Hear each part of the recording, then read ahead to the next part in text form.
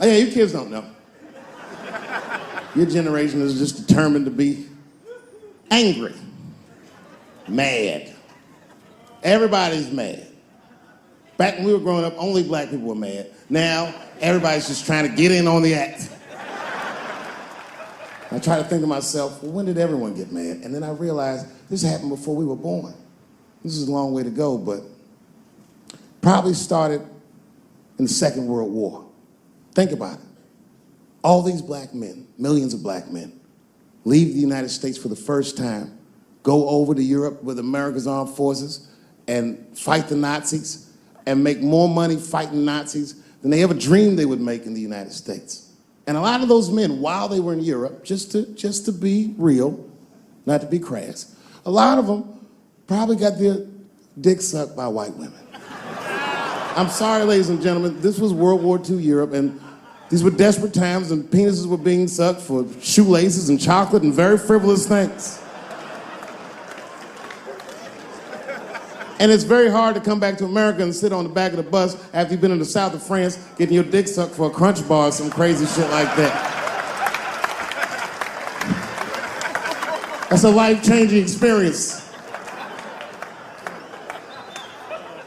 And while that was happening in Europe, here in America, for the first time, women entered the workforce en masse by the millions. All the men were gone. Someone had to run the factory. The ladies did it.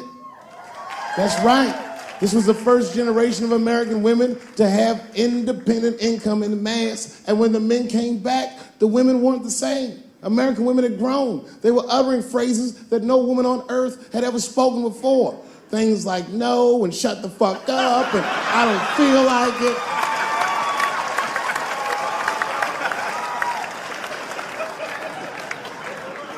And then behind the scenes of that, there was a little-known government agency that started testing mind-controlled drugs on the American public. They fucked up. They tested it for 12 years. They didn't realize these drugs were not mind-controlling. They were mind-expanding. It was LSD and mescaline and shit like that.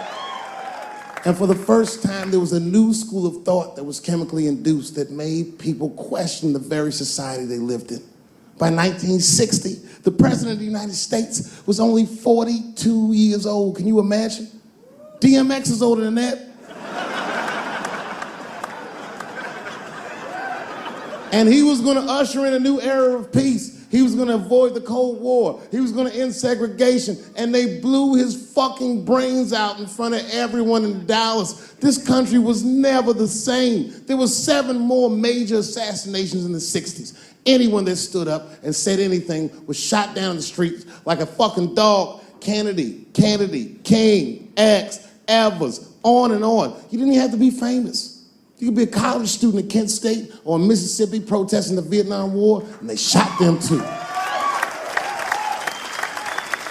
The 70s were a wild era, and while all this was going on, Bill Cosby raped 54 people.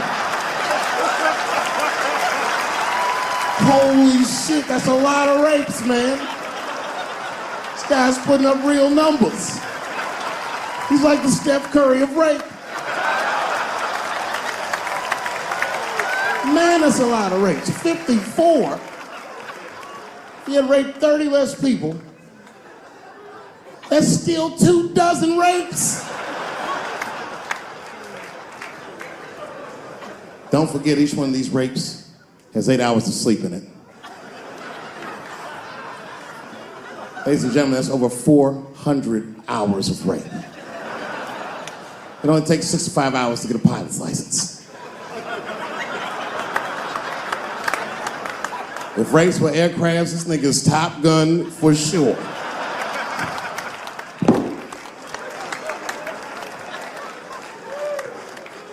Yeah, that's a tough one. You know, and I was on stage not too long ago. I was in Syracuse, New York.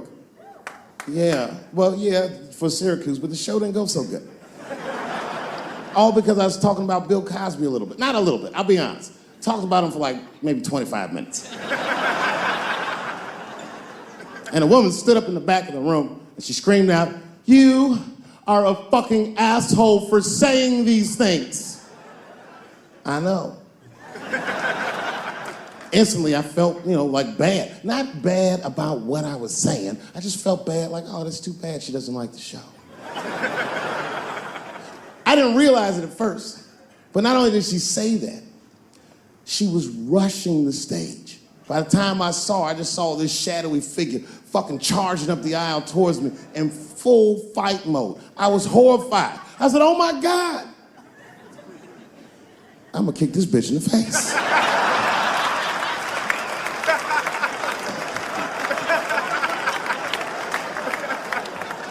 Lucky for me, I didn't have to. Security tackled her, but it was a really fucking horrifying scene. Scuffle ensued, and then, finally, she screamed out to me, women suffer. I said, I know. And ladies, I need you to know that I know.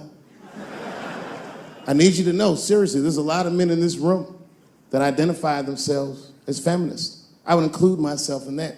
Don't ever forget, we all have mothers and daughters and sisters and wives, and we want to see all these women do well and not be held back by their gender. There's a lot of men like that in this room. There's a lot of men like that in the world, or as we are known on the streets, bitch-ass niggas.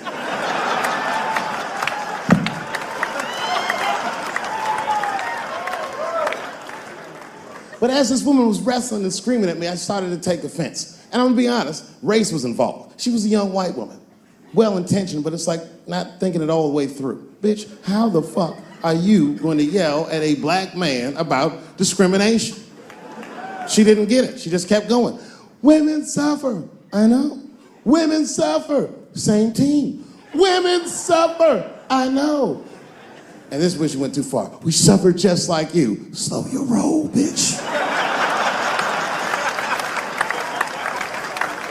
You suffer, yes, but not like me. Not like us. She goes, suffering is suffering. What's the difference? I said, come on, white woman, you know what it is. You was in on the heist, you just don't like your cut. You suffer, I suffer. You suffer, I suffer. That's how it works. Can't do comparative suffering. If you're hungry and your friend says, people are starving in Africa, so what, nigga? I still want lunch.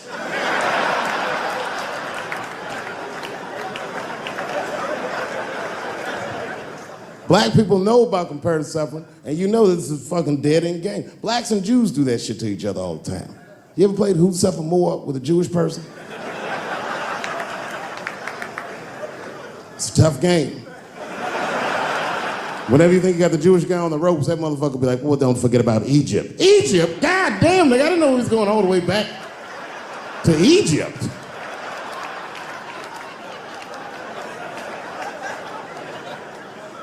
What the fuck is wrong with her? What does she think? Does she think that I don't know that rape is wrong? Does she think that maybe I don't have empathy for Bill Cosby's alleged victims? And I would be remiss if I didn't remind you that technically these are all still allegations, although I admit it looks very bad.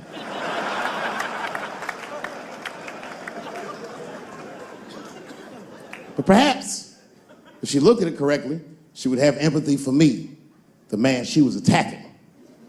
42-year-old black comedian. Obviously, Bill Cosby was a hero to me. And she doesn't know what it feels like to think that your hero might have done something so heinous. My God, you can't imagine. It'd be as if you heard that chocolate ice cream itself had raped 54 people.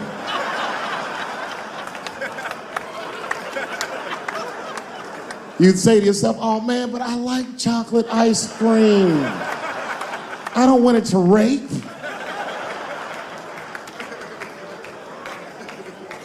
Didn't want to believe it. At first, I didn't believe it. I was like, man, these people are obviously trying to destroy Dr. Cosby's rich legacy. Even 34 allegations into it, I was still like, man, probably only raped 10 or 11 of those people. I know, but it's really tough. You know, you guys are young, so imagine if you found out 40 years from now that Kevin Hart raped 54 people. You'd be like, oh. The only one that would believe that would be Cat Williams. He'd be like, I knew that motherfucker was up to something. knew Kevin right this happened. That's fuck. You know, I was mad at Kevin too, though. You know why? You know why? Okay, first of all, I didn't even know Kevin was as successful as he was. I found that shit out the hard way. I was at home and my son busted and he said, Dad, I need $250. He's only 12 years old, so I freaked out. What's going on, nigga? Somebody trying to kill you?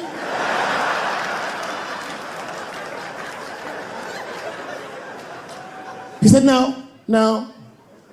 Kevin Hart's coming to town and I wanted to see his show. I said, well, how much are the tickets? He said, they're $125. I said, God damn, mine are only $80. I said, well, why do you need $250 then? He goes, because I want to go with you, Dad, please. And there it is. So I took him to the show. And we sit right up front, the lights go down, and one opening act after another goes on. Then Kevin takes the stage, crowd goes fucking nuts. Thousands of people. I was furious.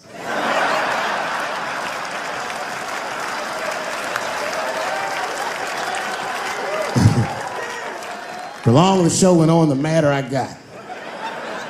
Because his show was fucking outstanding. It was maddening. These people were fucking holding their stomachs. My son was slapping his knee. I'm like, oh, nigga, I do this too.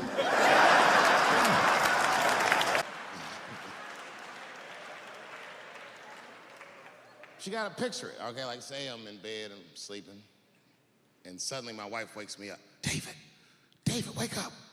And I'm like, oh, look who's come around. And I pull my dick over the top of my pajamas.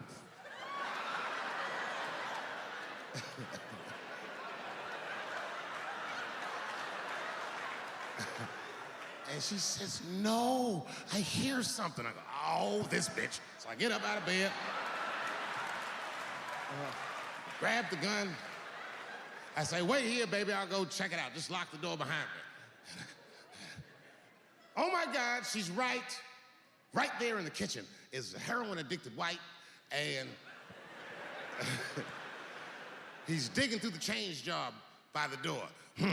I worked really hard for that change. I gotta do something. So first, I racked the shotgun. Hey, motherfucker, click, clack. That's a test. That click-clack sound will stop a rational human being in their tracks. But sure enough, this person is not rational. They're sick on drugs. They're digging in the change. I gotta act fast. This nigga's almost got $1.50. I warned you, birdshot.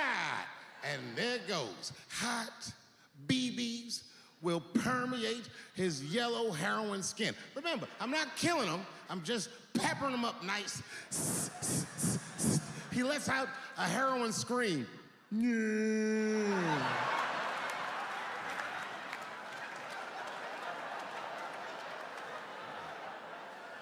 And that should be the end of it. But, I miscalculated. While he's on the ground screaming, I noticed that his teeth are horribly miscolored. That's not heroin at all, is it? That's crystal meth. He pops right back up unscathed. Roar!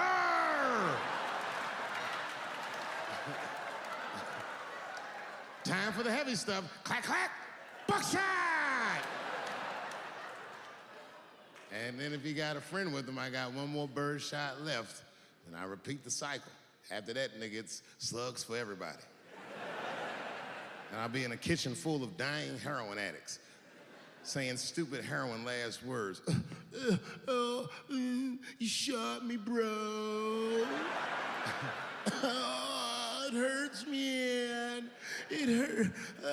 Their last words are always the dumbest words. Like, why is your dick out?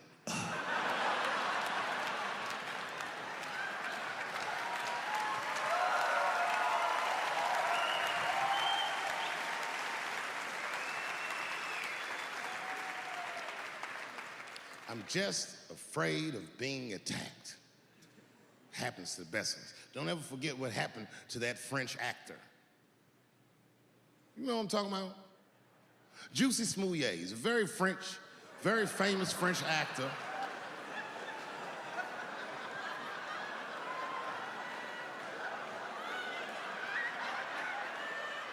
Y'all never heard of Juicy Smouye?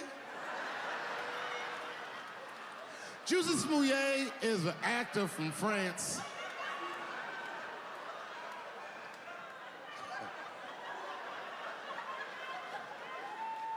And he became famous on a show called Empire. One night, he was in Chicago late at night and was the victim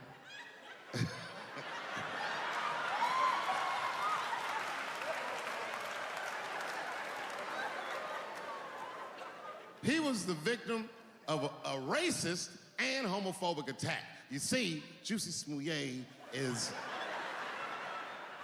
gay and he is black, not just French.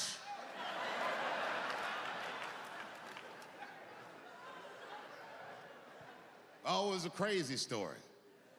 Apparently, when he was walking down the street late at night, two white men came out of the shadows with MAGA hats on and beat him up. Tied a rope around his neck, called him all kinds of niggas, and put some bleach on him and ran off into the night. This shit was like international news. And everybody was furious, especially in Hollywood. It's all over everybody's Twitter feed and Instagram page. Justice for Juicy and all this shit. The whole country was up in arms. It was talking about it all the time on the news. And for some reason, African Americans, we were like oddly quiet. We were so quiet about this shit that the gay community started accusing African American community of being homophobic for not supporting him. What they didn't understand is that we were supporting him with our silence. Because we understood that this nigga was clearly lying.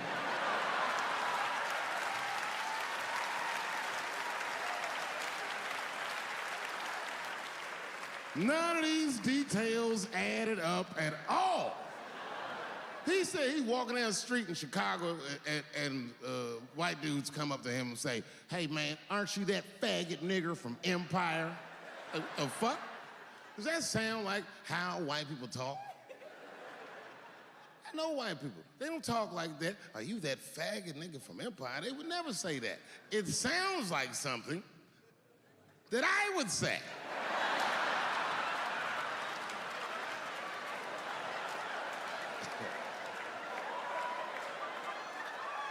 If you're racist and homophobic, you're not even gonna know who this nigga is. You can't watch Empire.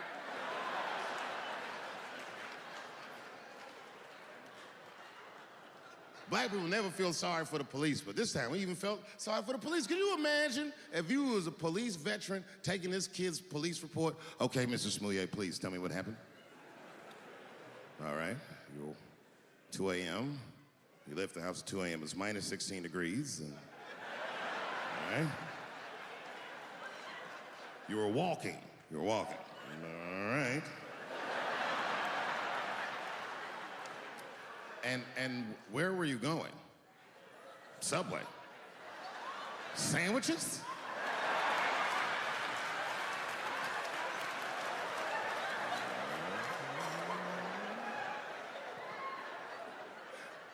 That's when the men approached you? Did you see them? Do you have any? Okay, what do they have on? MAGA hats. MAGA hats on in Chicago. Excuse me one second, Mr. Smouye. Frank, come here for a second. Find out where Kanye West was last night.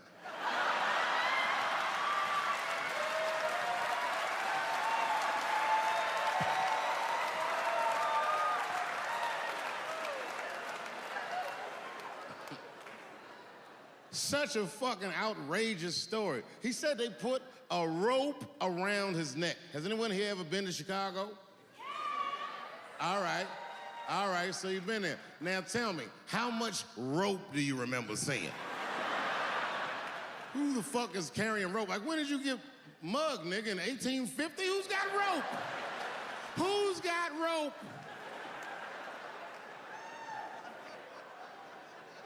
Man, that shit was awful. So, okay, I'm doing a show somewhere, and I'm on stage, and I was a little drunk, you know.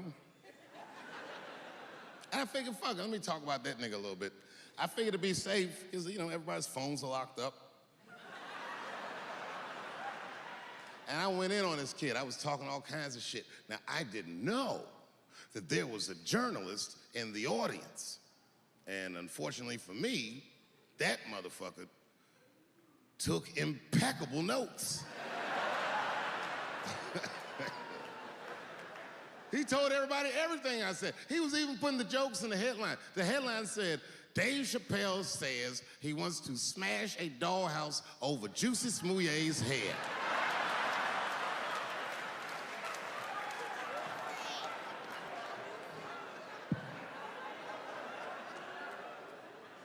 And I thought for sure when I read that headline, I said, well, that's it for me. I'm canceled. But lucky for me, that very same day, the Chicago police caught the motherfuckers that actually did it. And hilariously, they were both Nigerian. Not only were they not white, they were very, very black. They were Nigerian, which is the funniest shit. The whole story is funnier now. This is MAGA country, you faggot nigga. You faggot nigga.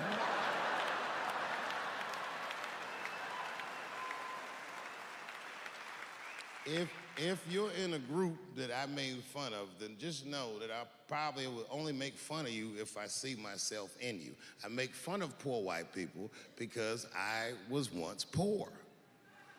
And I know that the only difference between a poor black person and a poor white person is that a poor white person feels like it's not supposed to be happening to them.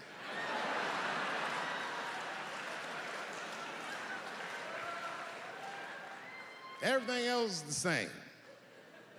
I know what it's like to have a cold house. I wasn't allowed to touch the thermostat growing up without asking my father. And it would be fucking freezing in the house. I'd be like, Dad, please, can I please just turn the heat up to like, I don't know, 32, nigga? It's really cold.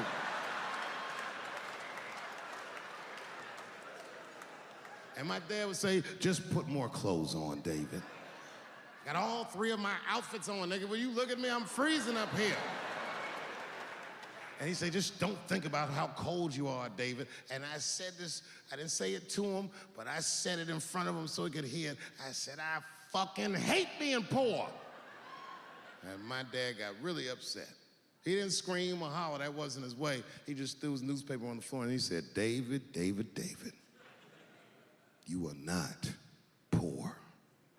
He said, poor is a mentality.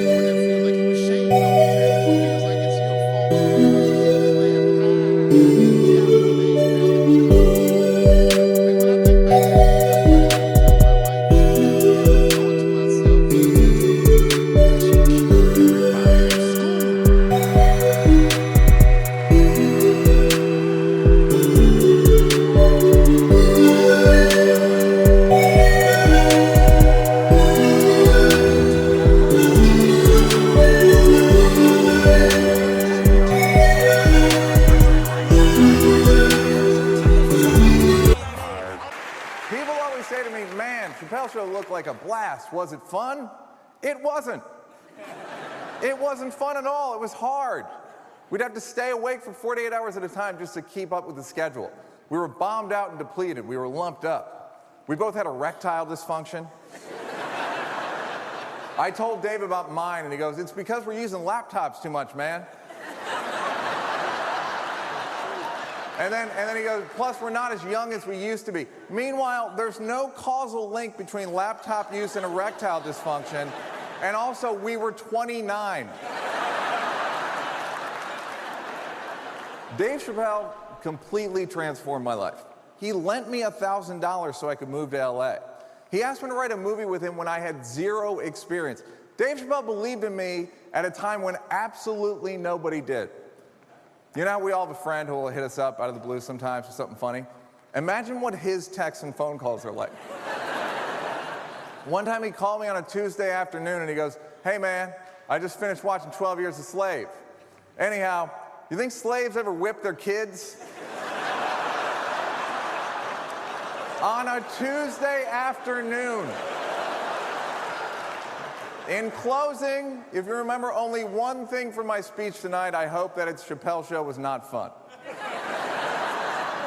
But it was great, and it will be near impossible to beat, and it's because of that guy right there.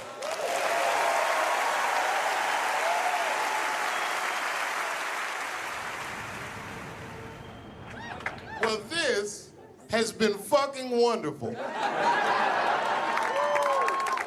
I don't know what to say, man. I don't even want this night to end.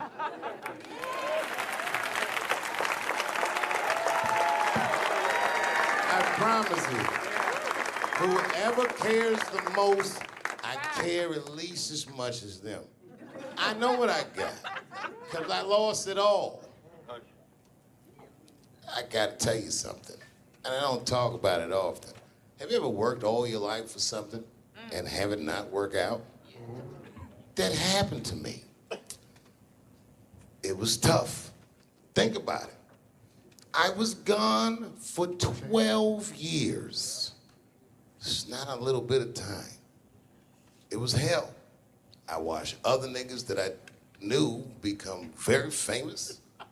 I watched the world go on without me. I mourned the loss of it, and after a while, I didn't care. Coming back was terrifying. I understand what I am. I really do, more than anybody. Like when they write about me in history, I'll be dead reading it like, yeah, I knew they'd say that. They say that a person can't dream of a face they've never seen. Can't believe that's true, but it's probably true. Boy, I got a long bank of faces. 32 years, I could close my eyes, I could think of any night. There's so many faces. Every night, most nights, they're all looking up, smiling. You have no idea what the world looks like from there. All different races, all different colors, all different kind of beliefs, just looking at me, smiling for 32 years, night after night.